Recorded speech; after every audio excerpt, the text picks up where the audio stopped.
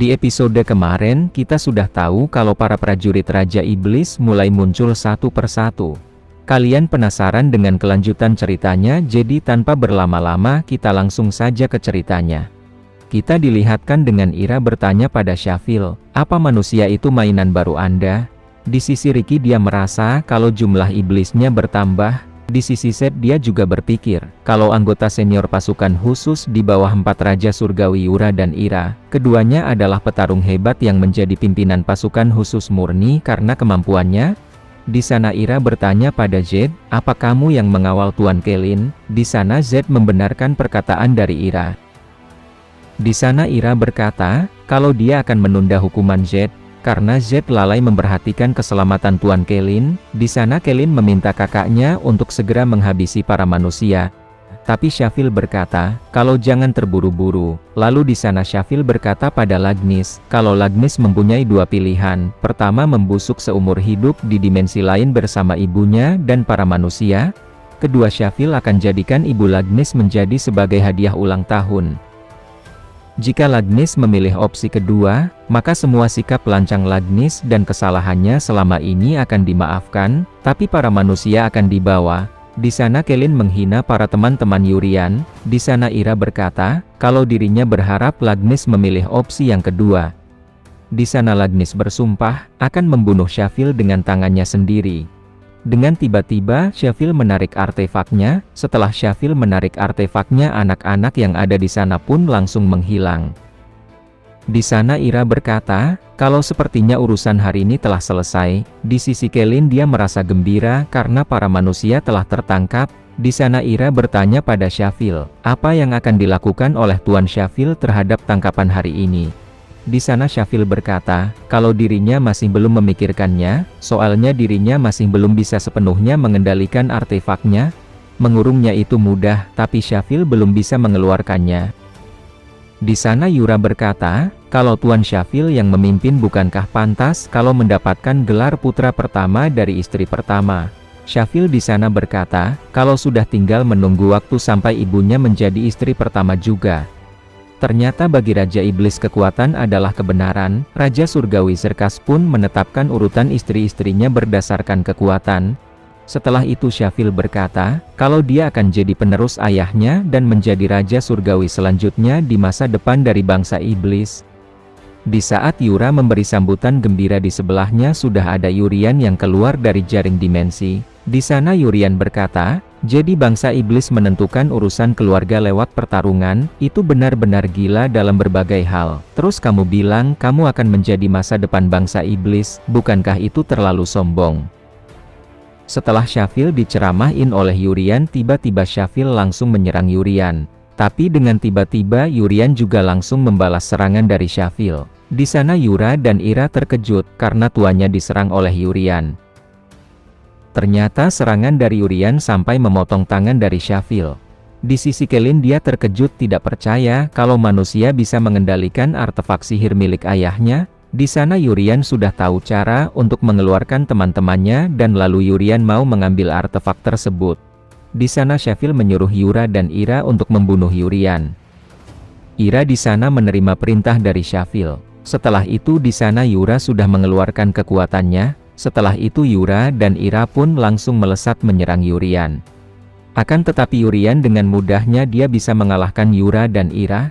Di sana Yurian berkata, kalau dirinya sengaja tidak pergi ke dimensi lain karena ada alasannya. Pertama, Yurian harus segera kembali ke kerajaan. Kedua, karena Yurian mau memberi mereka pelajaran pada iblis-iblis di sana. Ketiga, Yurian tidak peduli kalau kekuatannya diketahui oleh para iblis.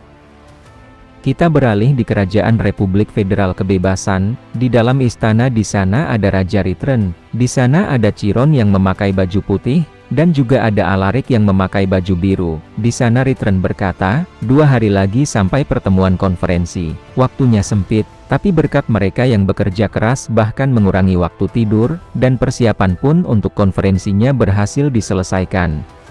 Kekaisaran memaksakan penyelenggaraan pertandingan persahabatan yang ke-8, dan dalam acara itu, para tamu kehormatan dari berbagai negara menjadi korban.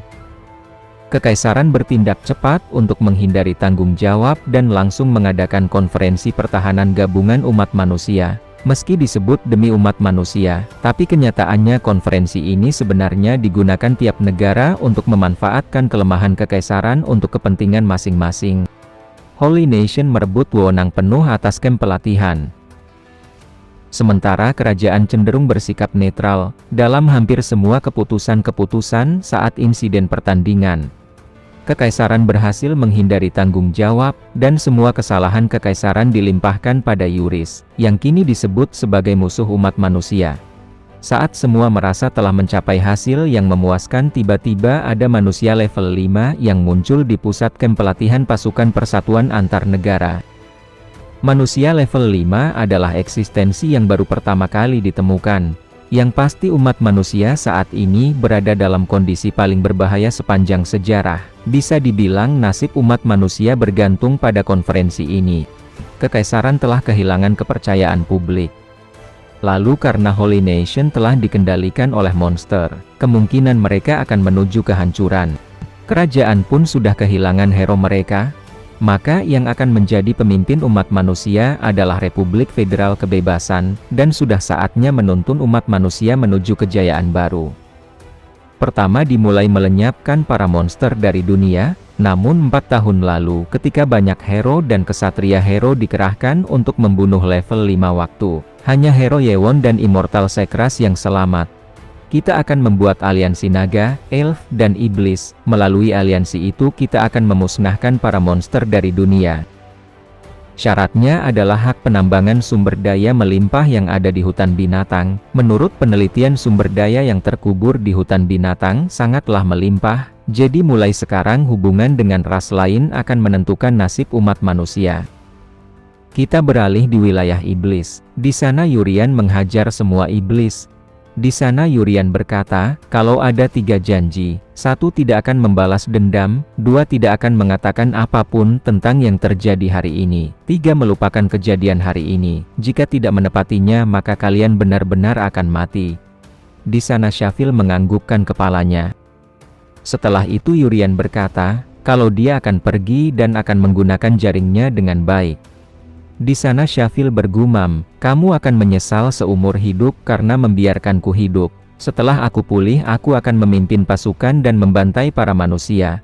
Setelah itu Syafil berkata, kalau jaring itu milik ayahnya. Dengan tiba-tiba di belakang Yurian ada sebuah portal muncul. Ternyata yang muncul adalah putri pertama dari istri pertama Serkas yang bernama Catra, salah satu kandidat kuat penerus Raja Surgawi.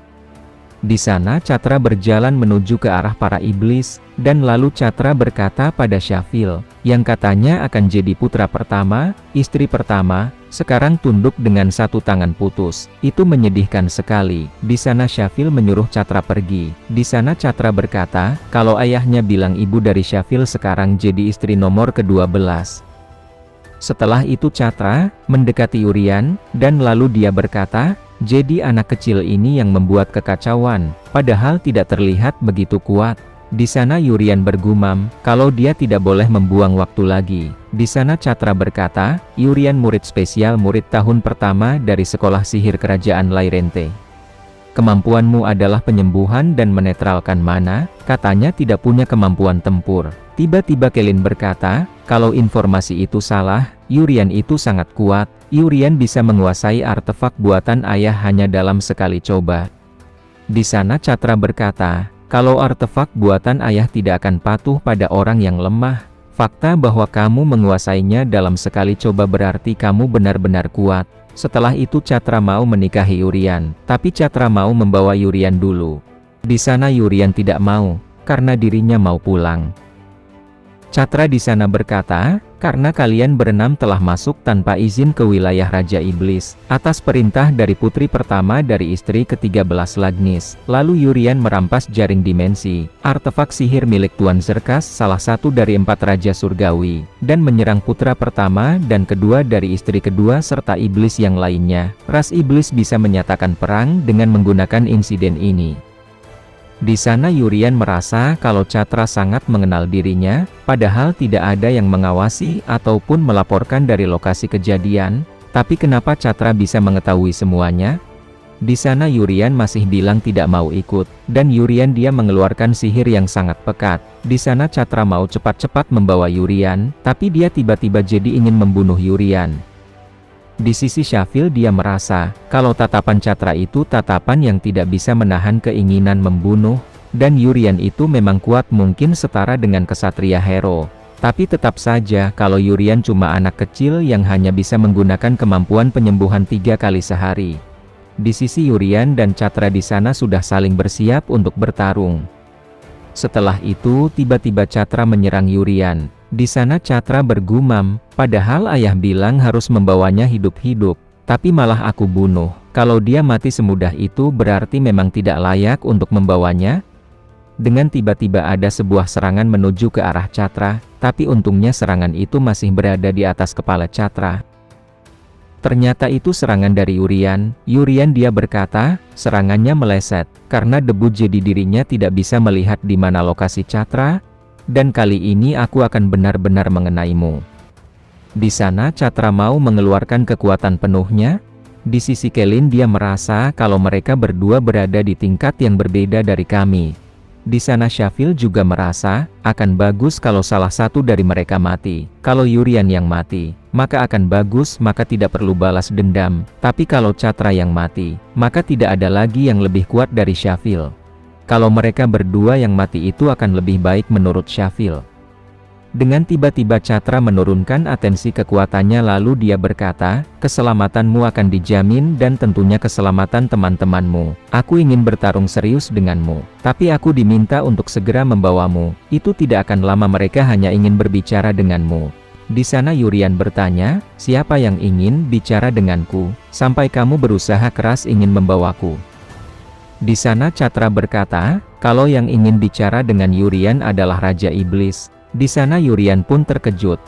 Raja Iblis keempat yang bernama Muestal, menguasai sekitar 40% dari seluruh benua, dan merupakan Raja Iblis terkuat dalam sejarah yang menciptakan ideologi kekuatan adalah kebenaran. 65 tahun setelah berperang dengan Raja Naga, Raja Iblis adalah sosok legendaris yang kemudian menghilang. Di sisi Seth dia kebingungan, kenapa Raja Iblis mau bicara dengan manusia? Siapa sebenarnya Yurian itu? Di sisi Yurian, dia sebenarnya berencana cuma mau memberi penyembuhan lalu pergi. Tapi Yurian merasa kalau sekarang situasinya jadi semakin rumit. Di sana Yurian bertanya, sebenarnya apa yang mau dibicarakan oleh Raja Iblis dengan orang biasa sepertiku? Di sana Catra tidak mengetahuinya. Tapi kalau Yurian ikut, Raja Iblis akan menjamin keselamatan Yurian dan teman-temannya. Yurian bertanya kembali pada Catra, pembicaraannya tidak akan lama kan? Di sana Catra mengiyakan perkataan dari Yurian. Setelah itu Yurian pun menyetujui akan mengikuti Catra untuk menemui Raja Iblis. Apakah yang sebenarnya yang ingin dibicarakan oleh Raja Iblis pada Yurian? Kalau kalian penasaran, jadi jangan lewatkan di episode yang selanjutnya.